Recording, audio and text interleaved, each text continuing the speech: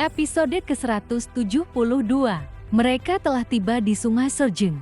Kinmu mengamati sekelilingnya dengan saksama.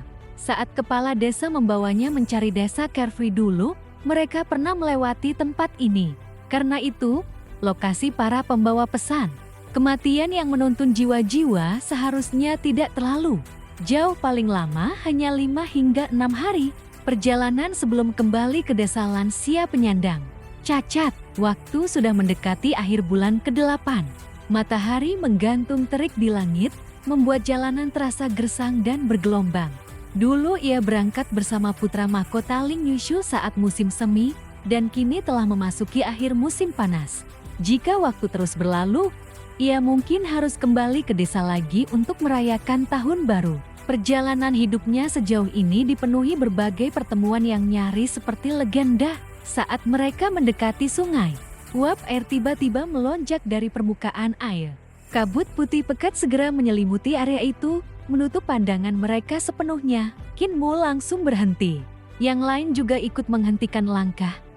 Berdiri diam di atas permukaan sungai. Hati Yongxiu menegang. Ia berbisik, "Monster." Kinmu menggeleng. "Bukan, sepertinya hanya fenomena khusus di Great Ruins." Saat itu, pedang tanpa beban di sarung kayu di punggung Kinmu tiba-tiba bergetar pelan.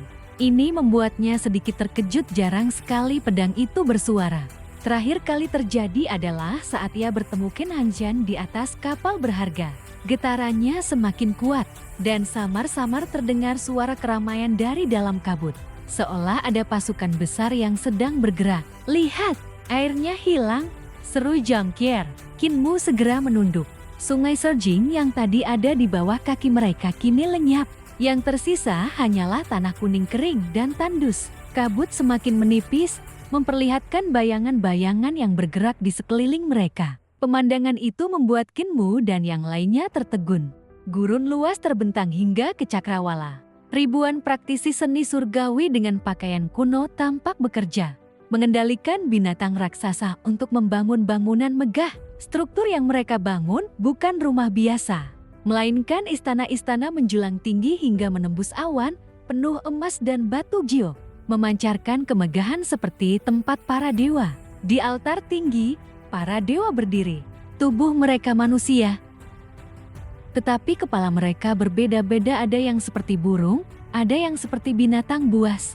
Mereka mengenakan baju zirah emas, dengan mata yang bersinar seperti cahaya surgawi. Puluhan ribu praktisi bekerja di bawah pengawasan para dewa, membangun istana agung dengan skala yang tak terbayangkan.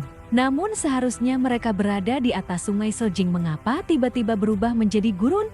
Beberapa naga tanpa tanduk menarik kereta langit sambil membawa suara perintah yang bergema.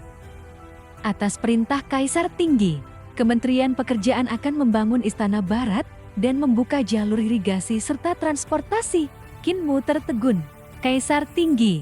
Ia teringat bahwa langkah ketiga dari pedang ilusi yang diberikan kepala desa disebut bencana Kaisar Tinggi.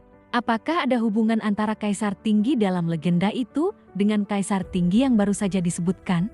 Di altar, seorang dewa berwujud naga menerima perintah, lalu berubah menjadi naga biru dan menurunkan hujan untuk mengairi gurun. Dewa lain mengubah dirinya menjadi raksasa, membelah gunung dan menggali kanal. Yang lain mengeluarkan vas ajaib yang menumbuhkan hutan dan padang rumput dalam sekejap. Ada pula yang menjatuhkan kuali besar, menyebabkan pegunungan baru muncul dari tanah. Dalam sekejap, gurun tandus berubah menjadi dunia hijau yang hidup. Kinmu menyaksikan semua itu dengan terpaku. Kekuatan para dewa era Kaisar Tinggi benar-benar melampaui batas pemahaman manusia. Sungai besar itu, sepertinya Sungai Serjeng, gumam Kinmu. Ia melihat seorang dewa sedang menggali aliran sungai panjang yang membentang ke timur. Bentuknya mirip, tetapi tidak sepenuhnya sama. Tiba-tiba kabut kembali bergolak, menutupi segalanya. Tanah bergetar hebat, seolah dunia sedang runtuh. Langit berputar, bumi terbalik, dan istana megah itu dihancurkan oleh bencana besar. Ketika kabut mulai menghilang, waktu seolah kembali bergerak. Sungai kembali terbentuk, mengalir deras di bawah kaki mereka. Seakan segala sesuatu tadi hanya ilusi masa lalu. Pemandangan kembali normal. Dua kelelawar putih yang menggantung di dagu naga Qilin jatuh ke air karena terkejut. Mereka segera terbang dan saling berpelukan. Reruntuhan besar ini terlalu aneh. Cepat kirim kami kembali ke lembah hantu, seru mereka. Qin Mu hanya menghela napas. Kalian juga bagian dari hal-hal aneh di sini, masih berani bilang tempat ini aneh. Kedua kelelawar itu saling berpandangan bingung. Kami juga aneh. Belum sempat suasana tenang, kabut kembali muncul. Sosok-sosok samar melintas di dalamnya, dan sebuah suara terdengar dari kejauhan. Apakah ini gema sejarah dari era Kaisar Tinggi? Apakah ini rekaman masa lalu yang terulang kembali karena takdir? Suara lain menjawab, Yang Mulia, Sekedau dan biara petir besar memiliki catatan lama. Anda bisa memerintahkan mereka mengirimkannya. Bagus, aku tidak ingin berurusan dengan para biksu dan pendeta itu. Tanpa reformasi, bagaimana rakyat bisa berubah? Sosok itu berjalan menuju sungai, lalu kabut kembali menghilang. Qin Mu terpaku. Pendiri Kaisar, nama itu membuatnya terkejut. Dalam catatan keluarga Qin, pendiri Kaisar adalah leluhur mereka. Ia langsung mengejar ke arah kabut itu. Tetapi sosok tersebut bergerak terlalu cepat dan menghilang dalam sekejap. Kabut pun lenyap sepenuhnya. Langit kembali cerah, dan sungai Sejing mengalir seperti biasa. Yongxiu mendekat dan bertanya pelan, "Tadi itu apa?" Qin Mu menjawab tenang, "Gema sejarah."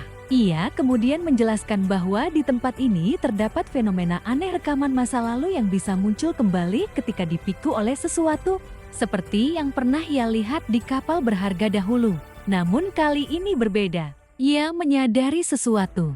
Ada dua lapisan gema sejarah, pikirnya. Yang satu tumpang tindih dengan yang lain. Jika begitu, pasti ada sesuatu yang memicu semuanya.